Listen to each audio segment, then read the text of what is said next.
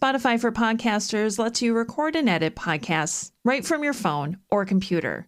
So no matter what your setup is like, you can start creating today. With Spotify for Podcasters, you can earn money in a variety of ways, including ads and podcast subscriptions. And best of all, it's all totally free with no catch. I highly recommend you give it a try. Download the Spotify for Podcasters app or go to spotify.com/podcasters to get started. The Tudors Dynasty Podcast. Welcome to another 5-minute history episode. I'm your host, Rebecca Larson. Today, I'm going to discuss a brief history of New Year's in Tudor times, and hopefully clear up any confusion you may have over when and why gift giving was done at this time. And I'll give you some examples of gifts as well. You're listening to the Tudors Dynasty Podcast with Rebecca Larson. People from around the world have been celebrating the New Year for at least 4 millennia. The earliest record of New Year's celebrations goes back 4,000 years to ancient Babylon, and is similar to when the Tudors marked the beginning of their calendar year, which was actually the 25th of March. But for Babylonians, it was the spring equinox, when days and nights are equal in daylight and darkness. As time progressed, so did the calendars that people used. The Roman calendar was only 10 months or 304 days long, and their new year also occurred at spring equinox.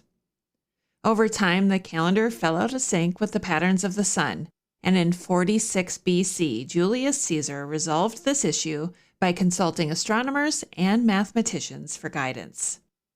It was through this action that the Julian calendar was created. Now, the Julian calendar is what the Tudors lived by. And as part of the Julian calendar, Caesar made January 1st, the first day of the year. It is said to honor Janus, the Roman god of beginnings.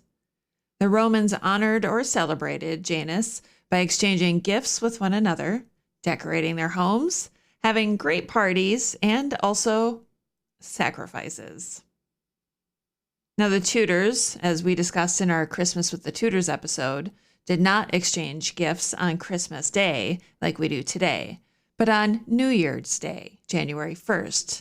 Now, let's not forget as well that the 1st of January also fell on the 8th day of the Tudors' 12 days of Christmas celebrations. And after 4 weeks of fasting, they were ready to eat well and party. A ceremony would be held on the 1st of January where courtiers lined up for their turn to give their sovereign gifts. I went looking for some examples of gifts that were given to the king and came across an interesting piece by a friend of the show, Tracy Borman. Now, Tracy says, at the court of Henry VIII, gift-giving was a competition to see who could impress the king the most. Of course, you had to be a Tudor power player to even be eligible for this contest, and by doing so, you'd gain yourself increased favor with the king. Borman mentions that one of the most extravagant gifts Henry received was a gold cup from Cardinal Wolsey, worth 100 pounds, or about $60,000 today.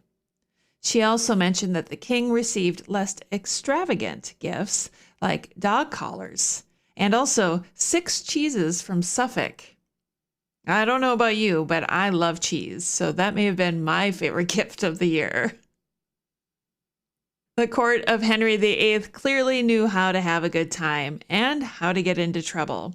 So giving Henry VIII one of the best gifts of the year was a surefire way to gain any lost favor or hold you in the king's good graces. Thank you so much for joining me for another 5-minute history episode. I hope you enjoyed today's topic and tune in again next week for a fantastic interview about the most well-known Tudor artist, Hans Holbein. As an indie podcaster, I rely on listeners like you to help spread the word about this show. You can do so by sharing episodes on your social media. You can like and follow us wherever we are. You can subscribe to the show on whatever your podcast platform is as well. Whatever you can do to help support, maybe even leave a review somewhere, Apple Podcasts or Spotify, wherever you might listen. All of this helps get Tudors Dynasty in front of other people who are also interested in the topic. Now, if you're looking for early access and maybe commercial-free episodes, head on over to Patreon. That's patreon.com/Tudors Dynasty and sign up as a patron. Thank you so much for so many years of support, and I look forward to celebrating 7 years of the show with you in February. I'm Rebecca Larson. Happy holidays. Thanks for listening to this episode of the Tudors Dynasty Podcast. You can follow and support the Tudors Dynasty Podcast on Facebook, Twitter, Instagram, and Patreon @Tudors Dynasty.